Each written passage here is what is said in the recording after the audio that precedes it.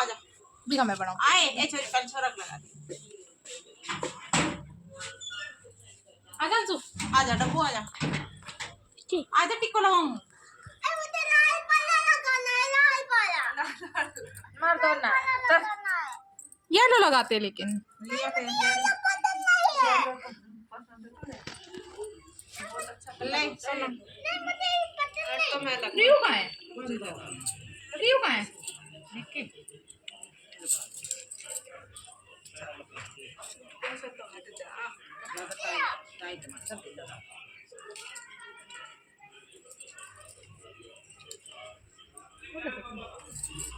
देखो लेते हैं एक मां काटे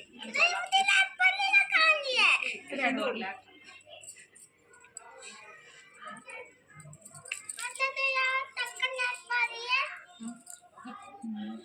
पैंट भी की थी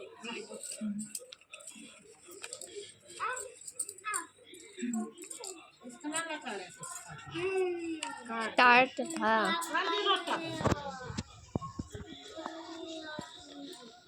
निक्की सभी को कितु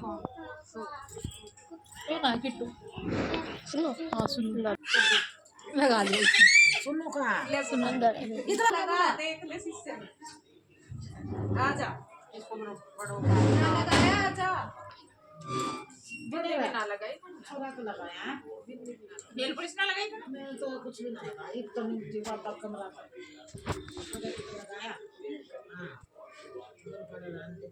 और सुनो रहा यो जब खुजन के हो रहा है सुनो रहा छोड़ो आजा सुन नहीं भाई लगवा रहा तो सुनो चले तू कर पढ़ लगो दे जाना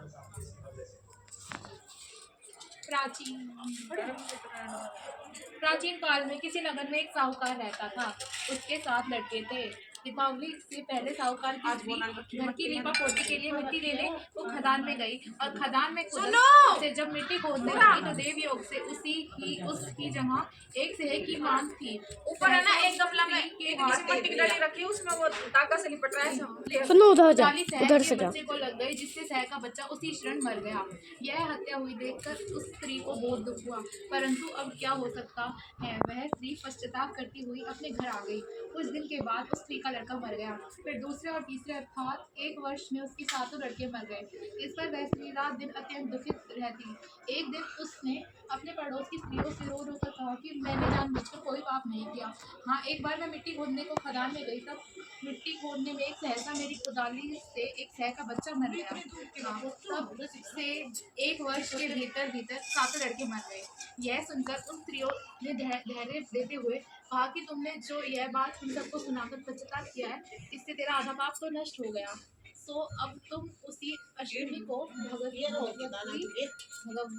की शरण लेकर सह और सह के बच्चों का चित्र बनाकर उनकी पूजा किया करो और क्षमा याचना करो। ईश्वर की कृपा से तुम्हारे समस्त पाप हो जाएंगे और तुम्हें पहले की तरह पुत्रों की प्राप्ति हो जाएगी। उन सब की बात मानकर उस स्त्री ने कार्तिक मास की कृष्ण पक्ष की अष्टमी को व्रत किया तथा हर साल व्रत पूजन करती रही। फिर उसे ईश्वर की कृपा के साथ पुत्र प्राप्त हुए। तभी से इस व्रत की परंपरा चली आ रही है।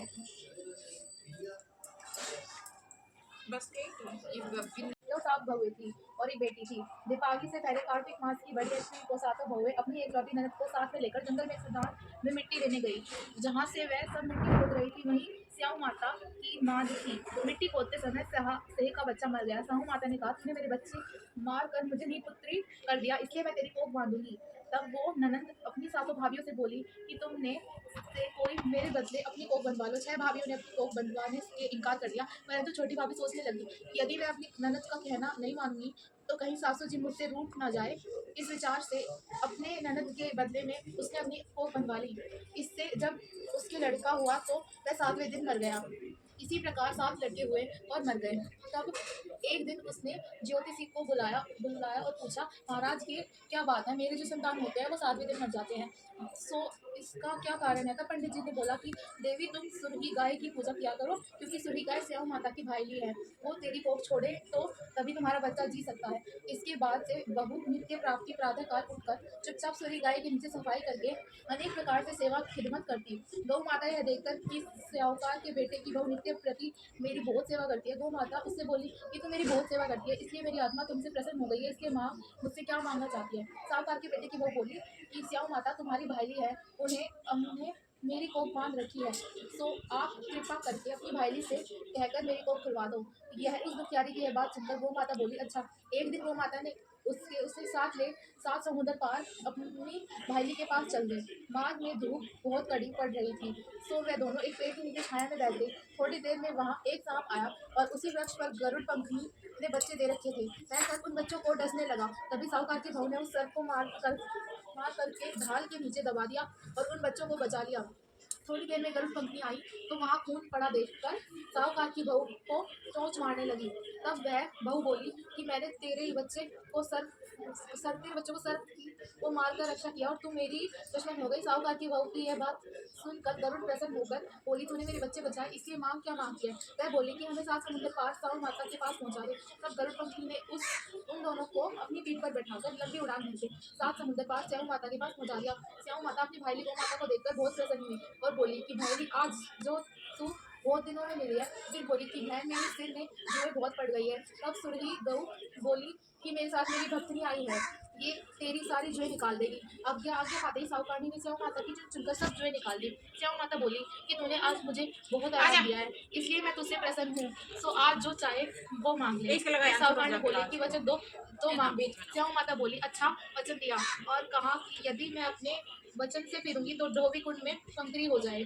तब साहूकार की बहू बोली कि मेरी कोख तुम्हारे पास बंधी पड़ी है, तो कृपा करके मेरी कोख खोल दो। उसकी यह बात सुनकर स्याऊ माता बोली कि तूने तो मुझे ठग लिया, मैं तेरी कोख कभी नहीं खोलती, परंतु अब तो खोलनी ही पड़ेगी।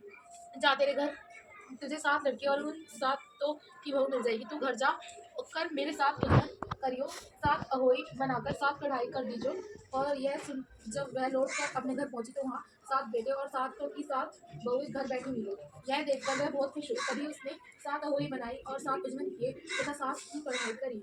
दिवाली के दिन उसकी जेठानियाँ कहने लगी कि जल्दी जल्दी मत कर रही है। यह सुनते ही जेठानियाँ दौड़कर उसके घर गई और जाकर कहा कि तूने अपनी कोख कैसे छुड़वाई। वह बोली कि तुमने तो बनवाने से इनकार कर दिया और मैंने अपनी छोटी नंद का ख्याल करके अपनी कोख बंधा ली थी। और स्याऊ माता ने मुझे बहुत कृपा करी और मेरी कोख खोल दी।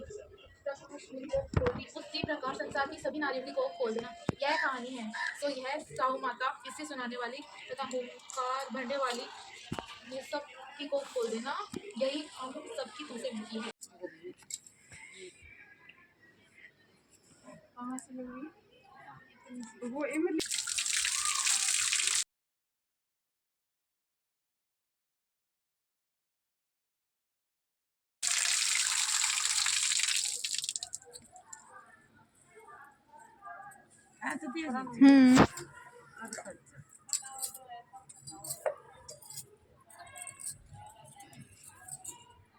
वो अपने मम्मी पापा को फोटो दिखा रहा है। हाँ बोलो। आगे जा। देखिए दोस्तों, मैंने ये बनाया हलवा, ये आलू की सब्जी, और इधर बनाऊंगी पूड़ियाँ, बस बिना उसकी है लहसुन प्याज की।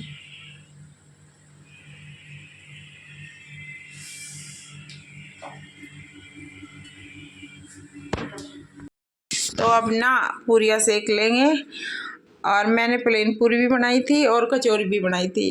बच्चे बोल रहे थे कि कचौरी खाएंगे, तो मैंने सोचा कि चलो आज बच्चों की पसंद की बना देते हैं।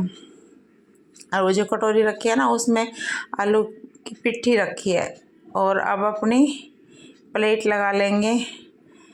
तो ये मैंने ना आलू की सब्ज़ी बनाई थी रस्से वाली, पूरियों के साथ तो यही अच्छी लगती है।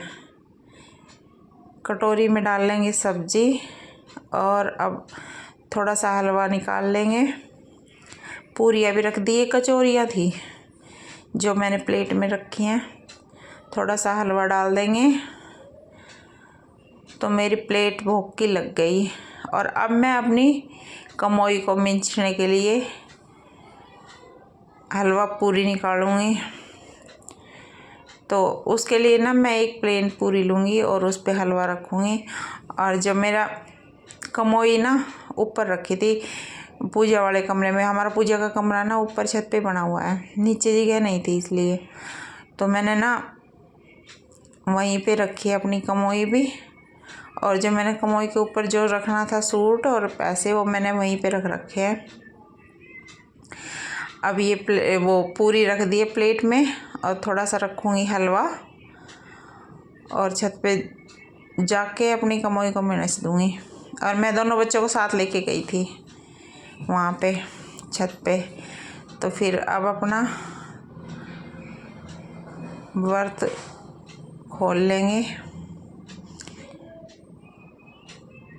तो फिर मैं यहाँ ना अपना पीलिया ओढ़ने चली गई थी। जो शाम के टाइम भी पूजा होती है, जब अवोई माता का व्रत है तो अपना पीलिया तो ज़रूरी है ही, इसलिए मैं अपना पीलिया ओढ़ने चली गई थी। और फिर ये प्लेट है मैंने कमोई पे मिचने के लिए रखी थी। तो ये मैं अपनी जेठानी के पैर छू रही थी। और इधर ऊपर छत पे जब हम वो देने गए थे अर्घ, तो फ़ोटो सेशन चल रहा था। ये जेठानी की बड़ी बहू थी, ये छोटी वाली बहू है, और ये हम चारों खड़े हैं। उधर वो अंशु खड़ा है। गाइज, अगर आपको मेरी वीडियो अच्छी लगी तो लाइक शेयर एंड सब्सक्राइब ज़रूर करना। और आप मुझे बताना कहाँ गलती है, मैं सही करूँगी।